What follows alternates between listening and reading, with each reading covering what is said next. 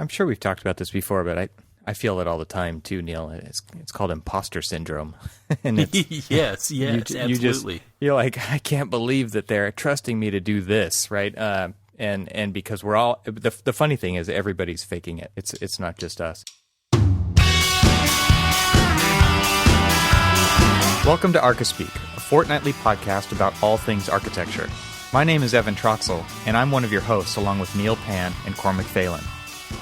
Have you ever wondered what it's like to work in the profession of architecture? Have you ever worked with an architect? Have you ever wanted to be an architect?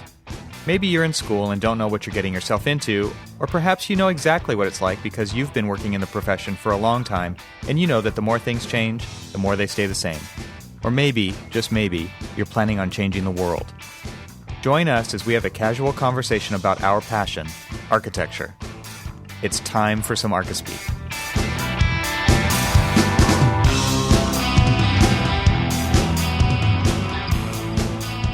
Welcome to episode 84 of the Archispeak podcast. I'm Neil Pann. I'm Evan Troxel. And I'm Cormac Phelan. And this episode of Archispeak is sponsored by ArcCat. Check out all the features they offer at arcat.com. And we'll talk a little more about them later in the show. Also, we want to mention we have the Equity by Design Equity in Architecture Survey. The current survey is open right now until April 1st, so hurry up and take it today. And what is this survey? This survey is the second survey, a follow-up from the one that was conducted in 2014 and then shown at the 2015 AIA National Convention in Atlanta. But this survey is for all architects and architecture member organizations, alumni networks. It's all sent out to them, so you may have actually already received it. I know Cal Poly San Luis Obispo sent me an email alerting me to that. So what is it? It is a survey to seek to create a comprehensive national data set detailing current positions and career experiences of architectural school graduates. So a lot of this information is actually going to be tallied up and presented later this fall. So if you go over to the website Equity by Design, which is actually eqxdesign.com, you can find more information about the survey, and we will have a link directly to the survey in our show notes. So we want to encourage everyone to get out and take the survey. I understand they've actually gotten quite a bit of response on this survey this time. So we're trying to help out here and let everybody know to get out and take the survey. So if you want to find out about it, again, that website is eqxdesign.com, and we will have links to that and the actual direct link to the survey in the show notes. So it might take you, maybe 20, 25 minutes to complete, and the deadline for that again is April 1st. So we encourage everyone to get out and take that survey. Yeah, and we've had the creator, well, not the creator, but one of the creators of that on the show a couple times, Rosa Sheng, and I just finished taking the survey myself, and it probably does take about 20 to 25 minutes for real when we say that, and we're reading it off of what they wrote. But for me, it was that long. I think, Neil, you said it was a lot shorter. It seems shorter for me for some reason. I think it does depend on how you're answering the it does depend how you're answering the questions, I think, because they were responsive to what your previous answers were. But I have to say that there was a lot of really good questions in there. So absolutely, I felt like it was really comprehensive. Yeah, I think mine was about 20, 25 minutes when I took it. So, yeah. So the Archispeak podcast has taken the survey. So everybody else get out there and let them know what's going on in your world of architecture, the either your firm or the firm you work at, so that they have a really accurate set of data so that they can really get a pulse of what's going on in the profession. And so remember that deadline, April 1st. So get out there and get that done before April 1st. And let them know how it's actually going. It's not like some sugar-coated painting of the profession. It's they're trying to get real data here. All right, so we have big news here. We do? Yeah. What's the big news, You Evan? should know. I do know. Neil got a new job. I have a job. Yes. J-O-B. J-O-B. Yeah, tell us what happened. What's happened since we last spoke here? Well, a lot of deep reflection, I think, some kind of trying to, I think I need to step back a little bit. Back in 2009, I was laid off along with a lot of other people, as the whole industry really, especially my part of it, which I do a lot of residential work, really just imploded. And I'm sure everyone here knows that. And so at the time, I was licensed, had been licensed for a long time. So there weren't any other jobs out there. After taking a little time off and looking around, just decided, well, I think I will start, I can not incorporate, but I can get a business license and just start my own business. So that's what I did. And I really probably thought at first that this would be, a short-term deal, maybe a year or two. And, as things probably started to turn back around, go get another job. And the weird thing happened was this recession lasted a lot longer, I think, than anyone anticipated or thought at first. And then also, too, I started working. I started getting some projects, and I, didn't make that much. And I learned a lot. I had to learn a lot about beyond just the basics of, when you work in a firm, a lot of things are taken care of for you, or, projects are dropped into your lap and you do them, and you're not out there hustling for your own work. You may do some of that, but when it's the difference of, I have to hustle to find work to put food on the table and not just to maybe further my career at this particular firm, it adds a different sort of sense of urgency to it all. And so I kept doing it. And over the years, I've done it for about 7 years now, and actually 7 years this month of March that I started. And over that time, I've gotten busier, and I've just kept doing it. Now, my kids, I think, we've mentioned them here on the show. They're younger. They started school back when I first started. So having the opportunity to work from home and to volunteer in their classrooms and go on field trips with them or chaperone field trips was something that I took advantage of. Let's put it that way, because I could. And but over the last couple of years, I've been working mostly full time as I've had projects, and that doing everything on your own has gotten me to a point where, at least for the types of projects I've been able to get, I've made a certain amount of money, and I've done it almost 2 years in a row. I've been very consistent in that regard, and so I really started to look at, what am I doing and what am I doing wrong, or what am I doing right? There were some things I was doing right, but there was probably a lot of things I wasn't. And then I really had to consider, is my heart in this?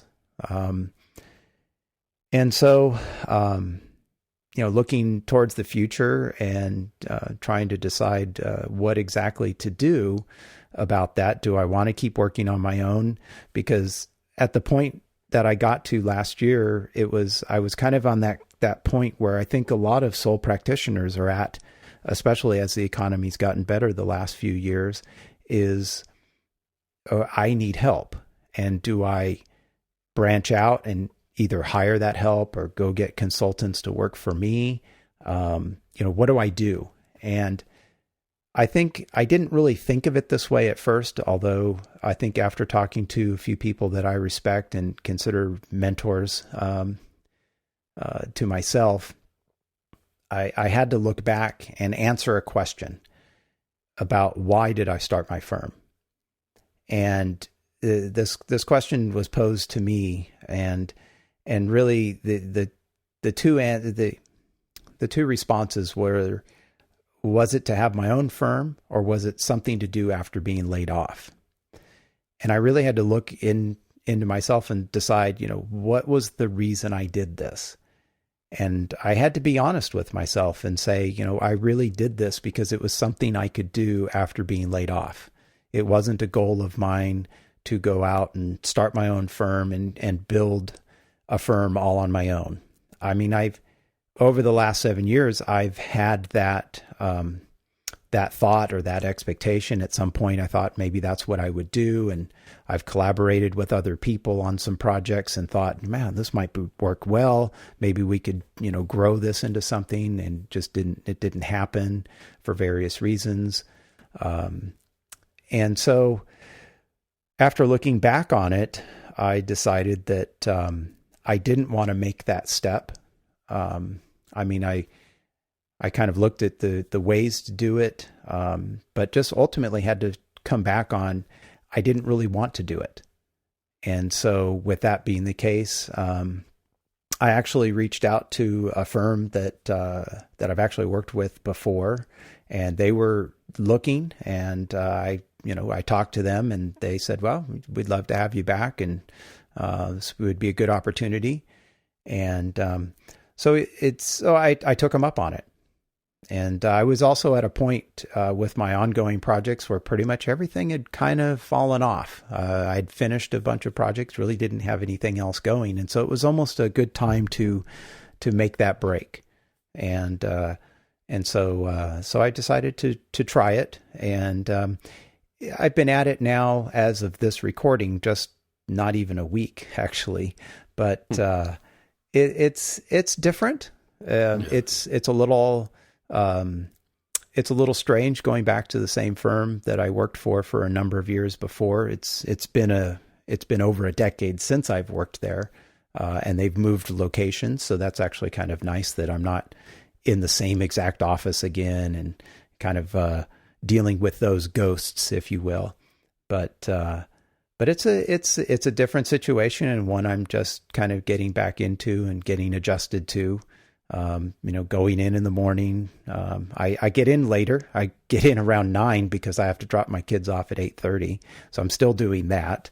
But I'm not picking them up now. And, there'll be changes that, take place now since I don't have that, flexibility. Although I will say, they're very, flexible. And in fact, just this week, as of this recording, my daughter got sick at school, and I ended up having to leave the office on like the third day. And after only being there for an hour in the morning, and have to go pick her up. And, I have a laptop, a company issued laptop. So I ended up logging in and working from home that day. So I still have some of that flexibility. And that's good. And it's also very close to my home. It's maybe a 10 to 15 minute drive, from my house. So that's another factor, is that it's very close. I'm not actually having to commute to something like San Francisco, which would be like 90 minutes for me. And so I'm still close enough. Soul-sucking traffic. Of soul-sucking traffic. Exactly. So there's a lot of interesting dynamics at play when you're running your own firm and potentially going back to work somewhere else, or maybe that somewhere you've already been, right? You've got the dynamics of the family and your wife, and the how much money you're making and how much you're paying in taxes, and but then you've got all the other trade-offs at stake. So you probably won't be running as much. You probably won't be doing as much time in the classroom with the kids. And these are all like real struggles that we all kind of have to deal with. Some of us have to deal with some more than others, but it's tough when you are so involved in your kids' school and the Cub Scouts and the Boy Scouts, and you're doing stuff with your daughter, and you're doing all your training for the marathons, and now you're going back to work for a place where you've got to give up a lot of that flexibility. And what's interesting to me, Neil, about this is like a lot of people seem to be going the other way, right? They're leaving the big firm for something on their own, and they want to give that a try. And you are at the point now where you're going back to the firm. And I was just talking to a friend of mine today who did something similar. He was gone for like 7 years, and he had a bunch of money saved up, and it slowly depleted until there was none left. And then it's like, well, I guess I got to go back and get a job again and put my kids through college. And, it's like actually really hard decisions to make. And you feel like you never quite know what the right decisions are. And I'm sure you had a lot of that going on too. Absolutely. It's not been an easy decision. I mean, one of the you mentioned sending the kids to college. I mean, my children are 7 or 8 years away from that, and so like tomorrow, it feels like they'll be going very soon. And yeah, the way I kind of have put it, there's a couple of things. One, the type of work that I've been able to obtain. The area that I live in, there's more wealthier areas nearby, but not living directly there, it's been tough to kind of break into that market. So I've been getting projects that just are not, they don't pay that well. It's hard. And so one of the challenges I've been dealing with over the last couple of years, as work has been more abundant, I mean, people call me a lot more, is that that the types of work that I've been getting calls about have been jobs that really you can't charge a lot for. And so the challenge I've had is that I'm hitting a limit on what I can charge for the type of work that I've been getting. And, there's definitely decisions to be made there about, okay, well, let's go focus and try and get other type of work.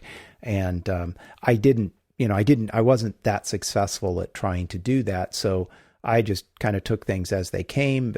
But I found that I was beginning to, in order to make enough money to pay taxes, to pay, especially as we head towards April here, and I've got this huge looming tax bill to deal with, is that in order to charge enough to take care of things, I'm pricing myself out of the kind of market that I've been in. So there, fundamentally, my own business, I needed to make a change. I needed to go find other types of projects, or if I was going to continue doing the types of projects, I needed to find more efficient ways or cheaper ways to get those projects done so that I could do more and make, a better income at it. And those were decisions, that I had to weigh. But really, as I look back over the last 5 to 7 years, is I've really kind of been in a survival mode, is kind of the way I described it to myself as I looked at this decision. And the personal stress that has been on myself and my own mental well-being and also the mental well-being of my family, really, is that when you have your own practice, some months are really good, and you get a couple of billings out, and you've got some money in the bank. It's like, okay, yeah, they got the mortgage covered this month, and maybe next month, okay, that's great. Well, then due to either projects or billing schedules or many different factors, it might be another month or two before you get some amount of money in, and so it's very stressful.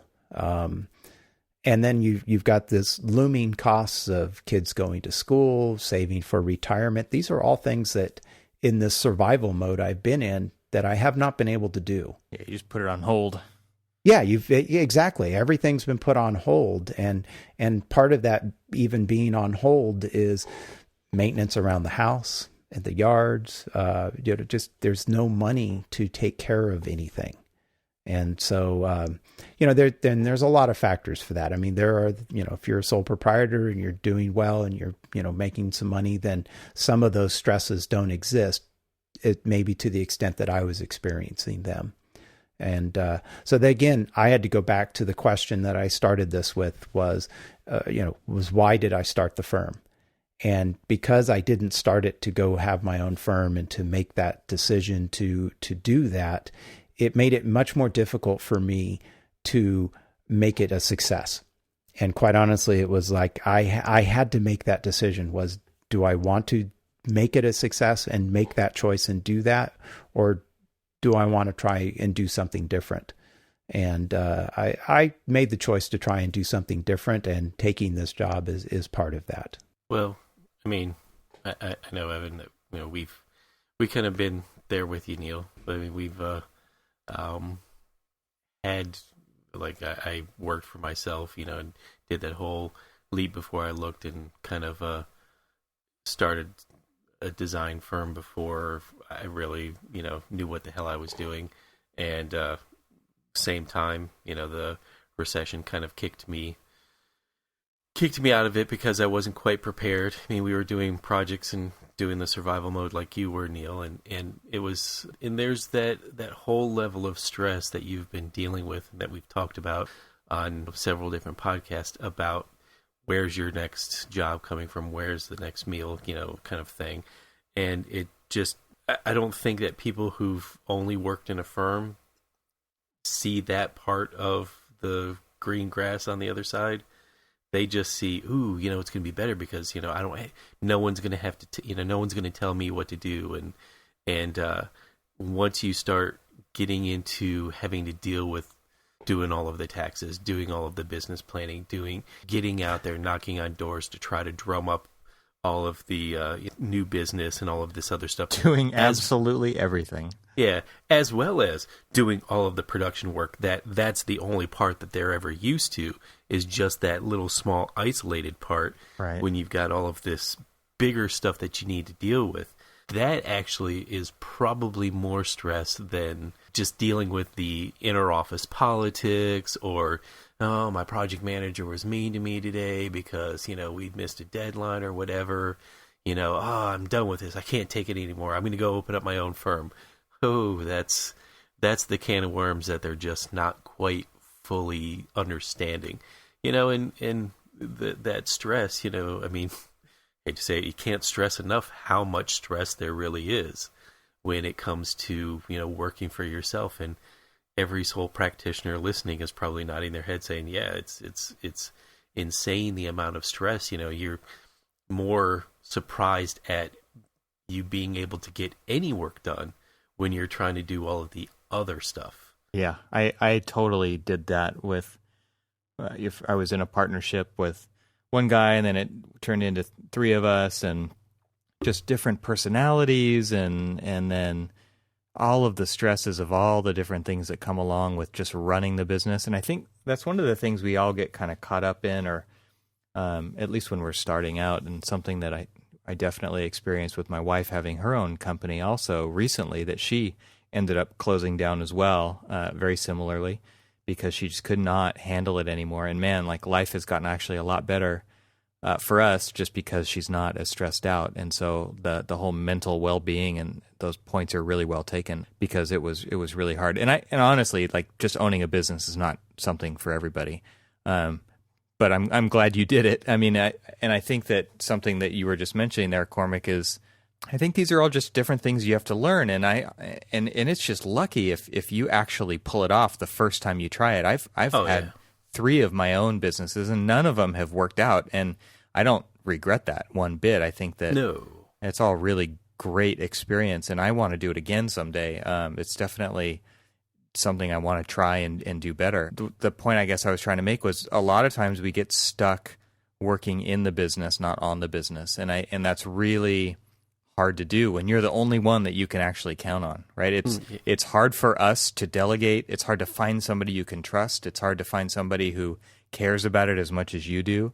And if you don't find those people, then you're relying on yourself, and then you are working in the business. You're doing all the production work on the day-to-day, and then the books fall behind, and then you're just constantly playing catch-up, and you're just reacting, and it's so hard. I totally get it. And Neil, so we can boast by saying, yeah, we've got 8-hour days, because I punch in, I punch out, they're paying me for my 40 hours a week, and, that's what we do, kind of thing.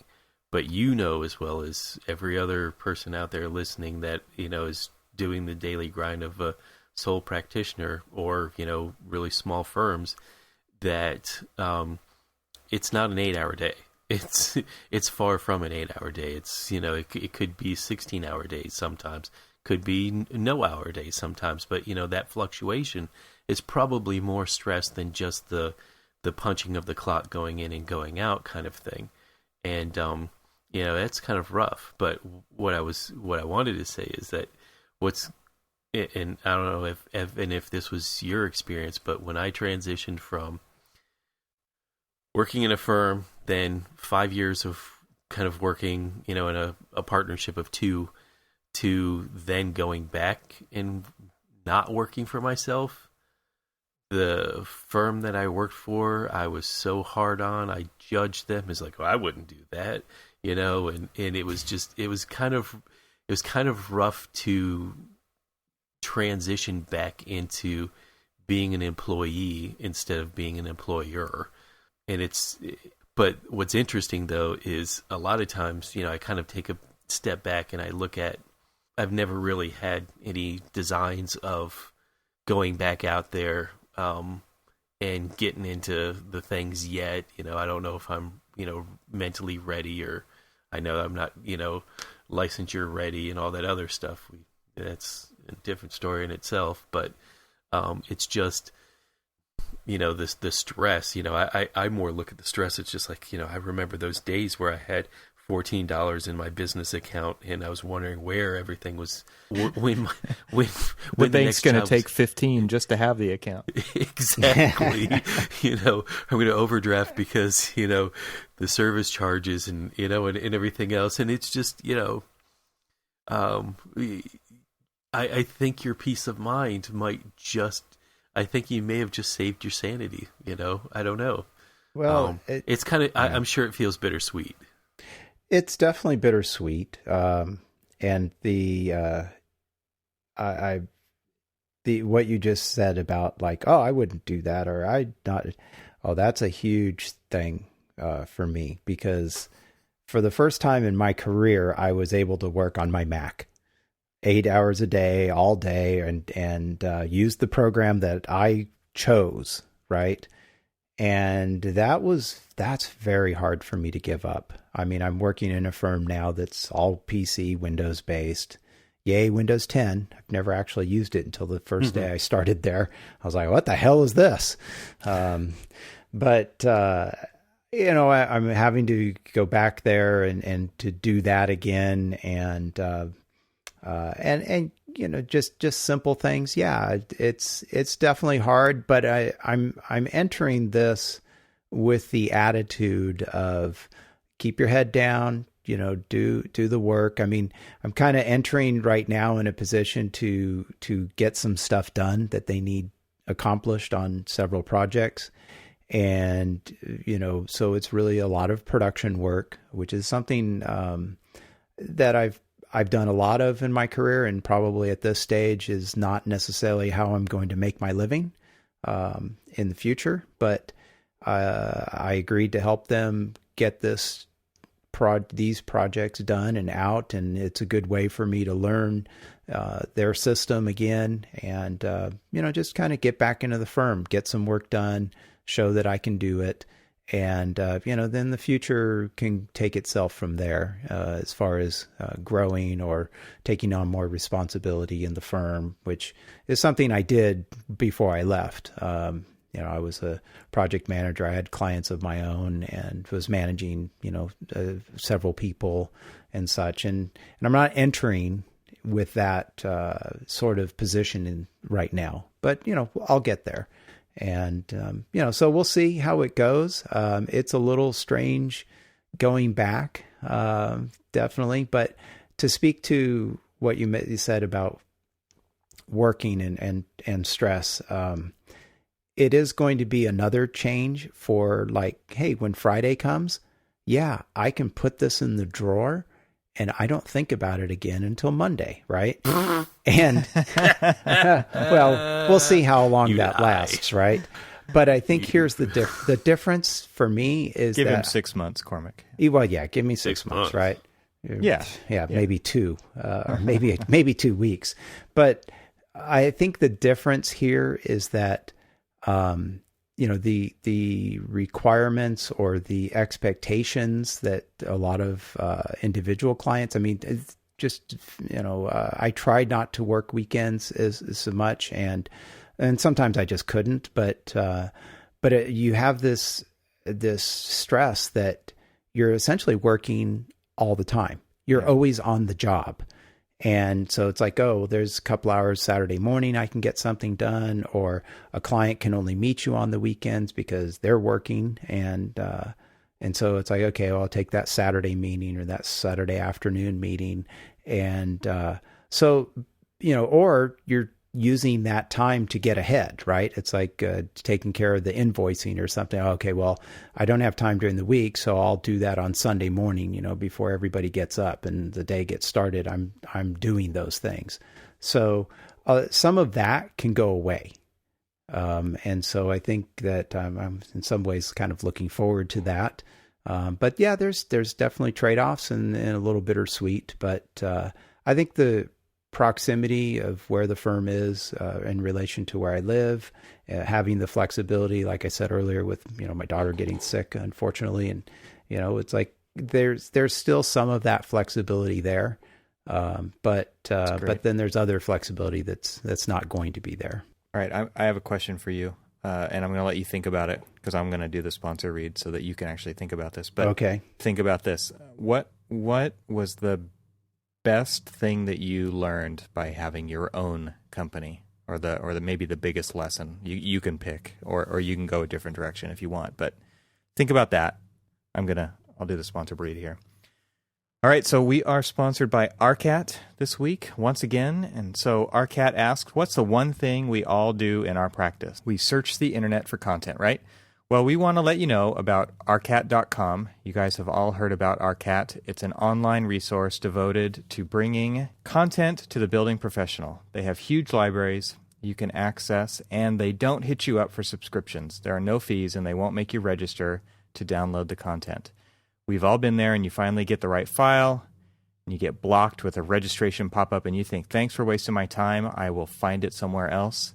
Arcat's BIM library is really second to none and available in just about any format you need. In fact, their entire BIM library is formatted for the last 5 versions of Revit.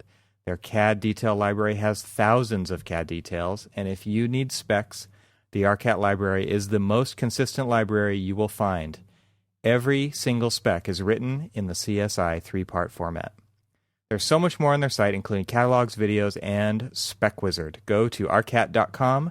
That's ARCAT.com, or download their app and check it all out. It's a great free resource, keyword free resource, that you don't have to register to use. All right, so that's arcat.com, ARCAT.com, and thank you, Arcat, for making the show possible. All right, did you think about it? I did. That's a great question. So if anyone has forgotten, what was the biggest lesson I learned from being on my own? I think that was it, right? Yep. I would have to say, looking back on it, is that probably the biggest thing I learned, and this is going to sound kind of silly, maybe, the initial thing is, I learned that I learned this, or I learned what I'm good at and what I like to do. I think that's probably the biggest lessons I learned. So do you mean like the opposite is also true? Yeah, absolutely. Okay. Absolutely. What I don't like to do and maybe what I'm not good at. Yeah. As I mentioned earlier, that I had done some collaborations over the years that I was on my own. And I saw in some of those collaborations, people that had either experiences or talents that I didn't have, that I thought, Cormac, you've been in a partnership, and Evan, you too, and there's lots of dangers there. But I knew the things, and I knew these things even years ago. That it was probably why I didn't want to go out on my own before this happened. Is that I knew there were things that I either didn't like to do or I knew were not my strengths, and so I would seek those out in those qualities in other colleagues, and but that never happened, and for various reasons, just people weren't in the same space that I was, or same situation, or wanted to do that, and that's fine. But I think I learned over the 7 years I did this was definitely things I didn't like to do or that I like to do, but I also discovered probably a little bit more about what I know I'm good at. And so I say that I think that's probably the biggest things that I learned over that time. So this is the beginning of a new era. This is going to be like a big changeover. And so I guess going into this new position that you've got, I'm sure a lot of people ask you, what you've been up to, especially since you're going back to a firm you previously worked at, and I'm sure there are people there who you knew that have been there the whole time. So I guess I'm interested to know, with having your own practice, I don't want to say project, I don't want to skew this, but what is the thing you are the most proud of that you accomplished having your own business? Wow. I don't get a sponsor read to think about this one, huh? I'm sure there has to be some highlights. Yeah, I think that over the time, I think the things that I'm probably most proud of is that I was able to actually do it. That I was able to convince people to pay me money to do what I do for a living. Mm-hmm. Because there's definitely something, there's something to be said for being able to sell yourself and to convince somebody to hire you. And I wasn't always successful, but for the people that were very happy with the job that you did, or the house that they're now living in because of what you did, that will have a lasting impact on them and their families or their kids for as long as they're there, right? In that particular house, or that particular remodel or addition that I did, or building that I did. So I think that's probably what I'm most definitely proud of. I mean, one of the buildings I did was a small outbuilding on this, fairly wealthy couple's property that they use for family dinners. I mean, they even, the photographer who took the photos, they hired him to actually take photos of one of these family gatherings and make a book out of it. I mean, this is something that is a huge part of their family, and they have huge parties and these large family gatherings, and this is now the central location for all of those activities. And I designed that, and so that's probably what I'm most proud of, is the effect that I've had on the projects that I have done. There's only a few that are shown on my website that were photographed and such, but I've done a lot of other things that weren't necessarily photographed. And so I'm most proud of that. And I think that's probably the biggest thing that I can look back on. And yeah, it's cool. I don't think that this is the end either. It's just it's a different chapter. It's a turning of the page. I think over the years that I've been on my own, and what I bring now back to this firm is a wealth of knowledge and experience that I didn't have if I had continued to work there. I think I bring a different skill set to that firm now that I wouldn't have possessed before. So I think that's valuable, and I hope to eventually be able to over time be able to exhibit that and use that to benefit the firm. There's something about being a 1-2 person firm that the way you communicate with your clients becomes far more personalized. And I think that the way that I deal with clients in a larger firm setting is a lot different than somebody who's never experienced sitting one-on-one with a client at a dinner table and talking to them about what's really going to make their house, or even in the case of environmental education center, it was still, we sat around his dining room table for a while, talking about the visions that he had, and it was great to have the one-on-one that made you personalize the way that you handle clients a lot different than you do on these larger, and so as that translates into the way that you're going to be dealing with clients, I think they're probably going to be far more receptive and far more appreciative of the way they work with you versus the way that they work with someone who kind of deals with it in a more corporate manner. Mm-hmm. But let me ask you this. So I have two questions. One, I'm not sure I mean, it's kind of a little tougher, and it's coming from a little bit more, of my own personal feelings of the matter. But let me ask you this: so now you're entering into, it's not like this place is unfamiliar to you.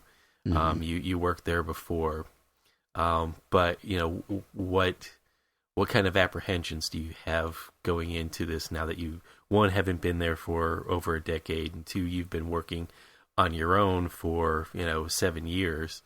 What kind of apprehensions do you have kind of going back into the grind of being the employee? I'm not sure what apprehensions I have. Well, I think I already mentioned one. I mean, the fact that I'm now going to spend my days in a platform that makes me utterly sick to my stomach. Windows is not that damn bad, really. Let's not go there. Let's stay on topic here. Yeah, I mean, anybody who follows me knows the platform of my choice. But I mean to be serious Linux. Though, I mean Linux. Evan doesn't want to have to bleep me out here, okay? Yeah. Anyway, I mean, there definitely is that apprehension of having to go back and do this. I mean, I really enjoyed being able to roll my own stuff, so to speak, and not use even Office and Excel or none of that crap. I've been able to use the programs that I enjoy using and that I enjoy being in front of, that's visually pleasing to me in a way that Windows just turns my stomach. So there's definitely that apprehension. The other apprehension, to be honest with you, is what they're asking me to do right now is to come in and work on some fairly large multifamily projects. Multifamily, dealing with, the type 2 construction or R2 and instead of R3 and 2-hour walls and, dealing with the fire code and sound, STC sound, approved assemblies and all that. Mm. That's all stuff I have some familiarity with, but nothing that I've actually spent a lot of time in my career doing. And so, am I a little apprehensive about that? Absolutely. Because pretty much my whole career has been spent doing single family, detached, residential work. I'd say the bulk of my work, right? But are you excited about the new challenge? I'm definitely, I'm a little nervous about it. Because I'm being thrown into it. And I mean, I'm the licensed architect who doesn't know a whole lot about doing a multifamily, attached building. But people switch jobs and they switch, building types and things like that they've got to, throw themselves into a learning curve and stuff like that. I most certainly see where you come from. Let me put it this way. I'm looking forward to the opportunity of adding this building type to my expertise. All right.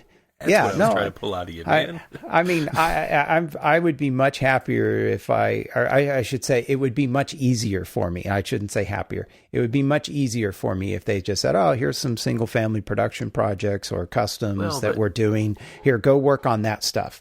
That would be easy. I mean, because I've done it, right? It's in my wheelhouse. It might make the transition a little easier, but I'm being asked to do something I'm not that familiar with, but I am looking forward to having, because quite honestly, here in the Bay Area where I live and land values and just population growth, I mean, everything is going multifamily. Oh, yeah. 3, 4, 5 stories, podium buildings. I mean, when I look at my career for the next 20 or 30 years, that's the kind of building that is going to get built here in the Bay Area. I mean, the days of the large single family detached development, eating up acres and acres of property here in California is going out the window. I mean, and it's not happening. In the DC area. I mean, you'll be hard pressed unless it's in an established neighborhood and they're gonna, buy $500,000 to $1 million, tear down. Right. You're not going to get very many brand new, housing developments, because they just, unless you're way out in the country. Right. I mean, everything close to the city, like what you're, dealing with now, is going to be high rises. And, I think it's an interesting challenge. I've always kind of relished the fact of being able to get very nervous like you are, and, kind of being pushed out of my comfort zone, and, trying a new building and stuff like that, because I realize, and I'm pretty sure you're going to realize pretty quickly, because, it's not like you don't have anything to bring to the table. You've got all of this wealth of experience and knowledge that you're bringing to it, that you're going to find it's like, well, multifamily's got all of these different facets to it that I don't really deal with in single family, but there's so much stuff that you have to deal with the single family that sometimes is always forgotten, because you just kind of blow it up in the multifamily, that, you think you're going to be able to, push yourself into a direction that you may not be seeing right now, because you're just kind of, it's all new to you. But I think you're going to love the challenge of it all. I'm sure we've talked about this before, but I feel it all the time too, Neil. It's called imposter syndrome. And it's, yes, absolutely. You're like, I can't believe that they're trusting me to do this, right? And because we're all, the funny thing is everybody's faking it. It's not just us. And, when I think back to the partnership that I was in, those projects that I did are probably still some of the projects that I am the most proud of that I've ever done. Yeah. And then I look at what I'm doing now, and it's just so different. They're so big, and I walk into these projects and I feel like I can't believe that they're letting me do this. And I'm extremely fortunate. I feel like I was just talking to somebody today or yesterday at lunch, and I was just like, I can't believe what I actually get to do. And I can drive all around Southern California and point to the different projects that I've either done or worked on or whatever, with the firm I'm with now and previous to that as well. And it just kind of blows me away, especially when it's under construction and I feel like I'm just getting away with something. I walk into a space and I'm just like, holy crap, they're actually building this. Like, all I did was draw it, and now it's actually being built for real. And so I totally get what you're saying. It's like when I think once it gets a little more real, right? When this project that you have been brought in to kind of shepherd along and make sure it gets done right, and they actually build this thing, it's going to be a whole new ball game, right? Because compared to the small projects that you've been doing, which all by yourself, and now you're working with a large group of people and this team, and they could be in remote locations, and you're coordinating all these consultants, and it's just a different ballgame. And when that thing gets built, you've done this before, you know what it's like to walk into those, go out and do some construction observation or whatever, and it's like, man, I can't believe they're actually building this thing, and it just adds a whole new dimension to your career that's just so completely different. For me, it's hard to pick which one I like better, but I'm glad I've done it. I've done both, and I guess that's one of the more interesting things, and something that you hung on to for quite a long time is just that you actually went off and did it on your own. And there's so many people who will just never do that and never understand it, that it's kind of cool that you had the opportunity, that you did it, and now you're trying something else, and you're going to just like add that other dimension to your portfolio and to your life. Yeah. Cormac, one other apprehension about this is that, as listeners know, I serve on the planning commission of the city I live in. And I've actually, a couple of years ago, turned down a consulting gig for the same firm that they were looking for somebody to get some construction drawings done on a custom house that they had designed. And I actually turned it down because they were the architects for 2 or 3 different projects that were going to be coming before the planning commission.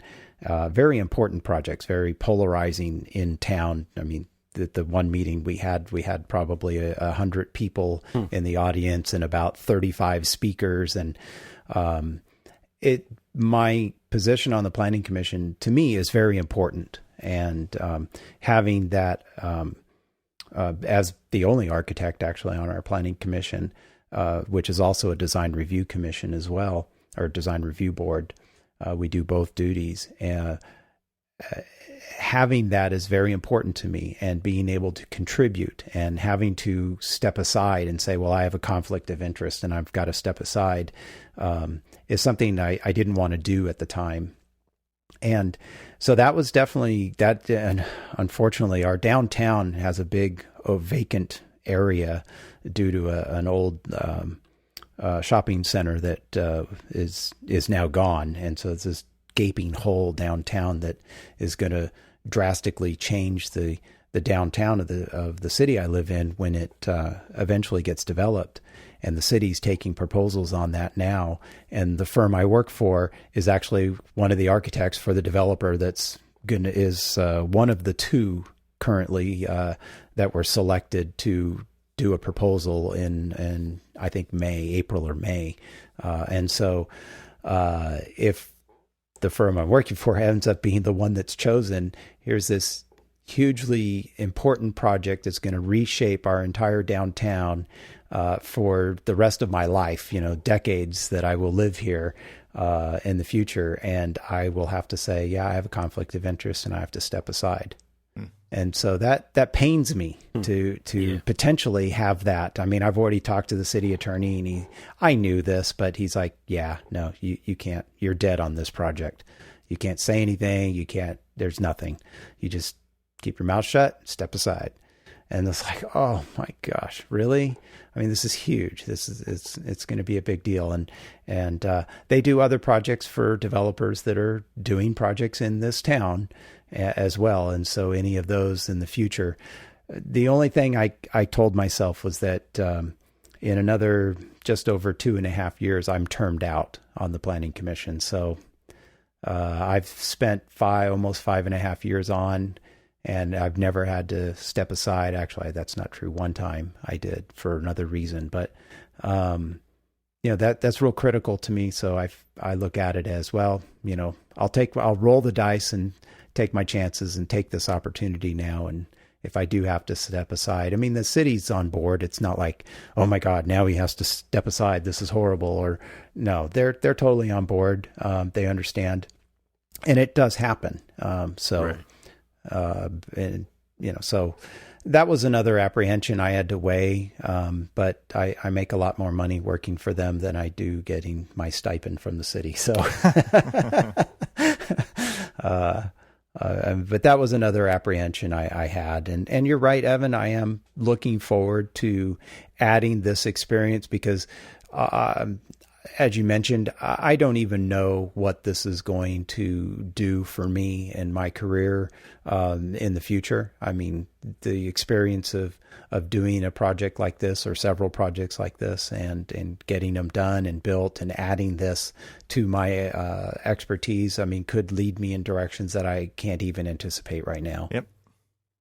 Oh, and you'll love it. So let me ask this question. Now, this is actually not necessarily directed just to you, Neil, and Evan, you can feel this as well, because you guys both sort of touched on the answer a little bit, but I kind of want to ask it anyway, because this is something that anybody and everybody who's faced shuttering their business kind of sits and reflects. Even though you've had, exciting projects, or you've felt very proud of, projects that you've done on your own, you're going to sit there, and I've sat there numerous times thinking about, dwelling over, oh man, what went wrong, or, what could I have done better? But I also think, and this is the question, is, do I think I'm a failure, or how am I dealing with the failure of, shuttering my business? I mean, do you think you failed, or do you just think that this is it's a really hard question. It really is. No, it's a very appropriate question. Thank you for asking it and bringing it up, because do I have that? Let me answer it this way. Yes. I mean, there's definitely times that I've sat down and felt that way. I think if you had asked me this a week ago when I was first making this decision, I felt maybe more so. Mm-hmm. But again, the way I looked at this, and I go back to the very first question that I mentioned at the beginning of this show, was why did I start my firm? And the answer that I ultimately gave myself, which was, something to do after being laid off, was not the answer that I needed to have and not the mental state I needed to be in to be successful on my own. And so did I fail? I probably failed at being in the right state or making the decision to be successful on my own. I think I just took jobs as they came and just kind of puttered along, and I had some success, but that wasn't my goal. And as we mentioned in our last episode about goals, I didn't have that goal. I didn't make a goal to be successful and to have a larger firm or to just be super successful on my own. I mean, that was certainly an implied goal, but never something that I really wrote down. So what's helped me kind of come to terms a little bit with that question is that I really didn't fail at something I set out to do. And maybe I'm splitting hairs here, but I think that I never really made the decision to be a successful sole practitioner.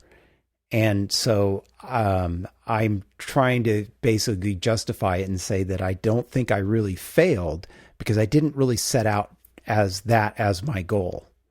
So, but yes, I mean, there's definitely some aspects of this of like, could I have done something different, or could I have, I mean, really, because quite honestly, right as I was trying to weigh this offer, I got like 3 or 4 calls about doing new projects, and most of those don't ever turn into anything, but it's like, really? I don't hear from anybody for like 2 or 3 weeks and nothing is happening. And the one little consulting gig, they don't need me for a few weeks and I've got nothing. Boom, here's this offer. And then right as I get this offer, I get 2 or 3 calls to do some potential projects. I'm like, really? Do I, and that was the moment of, well, I've got several calls, and do I call those people back? And I mean, I did, but do I go after them aggressively and try and get those projects, or do I take this other deal? And I think for me, this is not something that I decided on the spur of the moment. This wasn't like a week ago. I just decided, okay, I'm going to go do this. This has really been leading up to, for several months.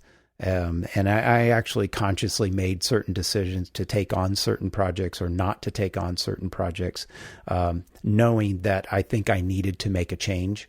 And this opportunity just came up at a good time that it made it a good time to make that change. Yeah, I think that failure is a touchy word, right?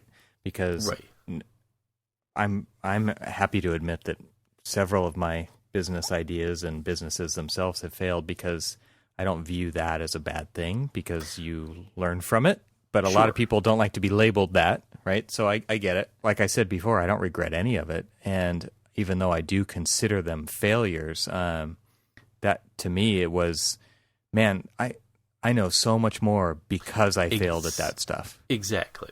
And that was, to me, I'd way rather see people take the risk and do that and gain the experience, because you become so much better once you actually know what those things to look out for are. Once you know the pitfalls, it's a lot easier to make good decisions after that. But if you don't even know what they are and you don't do them, you don't have that experience. I don't even think that your experience can compare to those who have done it. And that's kind of where I was going.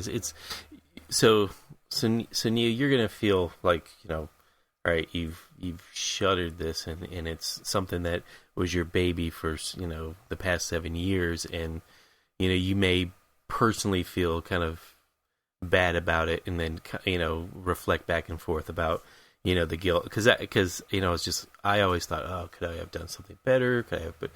But at the end of the day, one, I got to do some really great projects, and I got to do, I designed an award-winning project that is now integrated into the educational curriculum of 7 different counties in North Florida, immersing kids in environmental education. And it's my building that they're going to, and it's not yours. It is mine. God. Anyway, you know where I'm going with it. Yeah. But I do honestly feel that I am a better professional for doing what I did. It may have been absolutely some of the stupidest things that I've done, trying to do things, before I was really ready for them and everything else. And, I recognize that, but I also feel like I'm a much better professional for it. I'll tell you this, Cormac, and this is something I hadn't really considered before, but when my kids bring home a test and they didn't do that well, or they failed at something, right? I've always told them, you learn when you fail. If you didn't do that well on a test, you've learned something. You learned, that you don't know that, and you need to. I mean, if you're always getting 100% all the time, what are you really learning? And so I've always tried to make them feel better by saying, hey, we learn by the things that we fail at. Right. And which is exactly what you just said, Evan. And I hadn't really considered that, this venture that way. And I should probably take a little bit of my own advice. And you will. It takes time to do that type of reflection. I think it's not something that just pops in and yep, here's the 5 points. I mean, and I think we've asked you some questions tonight, but I think you'll probably actually get to think about them over the next few months. And you might even change your mind about some things, and you'll, of course, remember things that you're not remembering right now. And I think it'll be interesting maybe to revisit this in a little while, once you've kind of stewed over it a little bit more and things have changed for a little bit more of a normal schedule. And I think things will kind of settle in to your brain, and you'll be reminded of things later on, and it might be interesting to talk about later.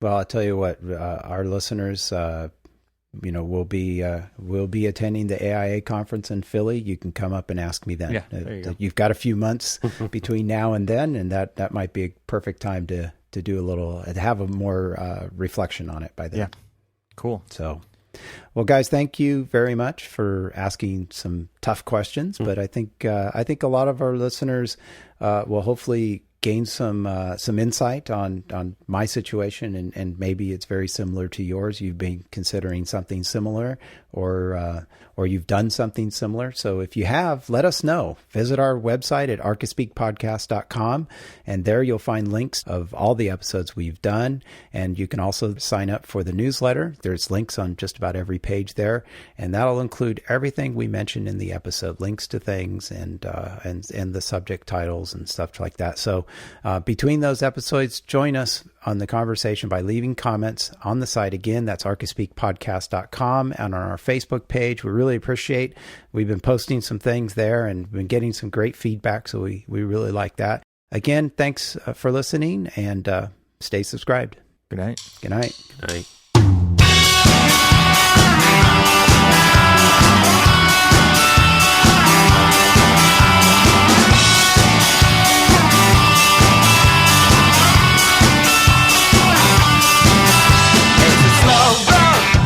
You have to walk it, you can start now, or you can hang your head in despair.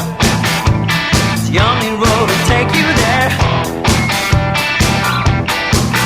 They may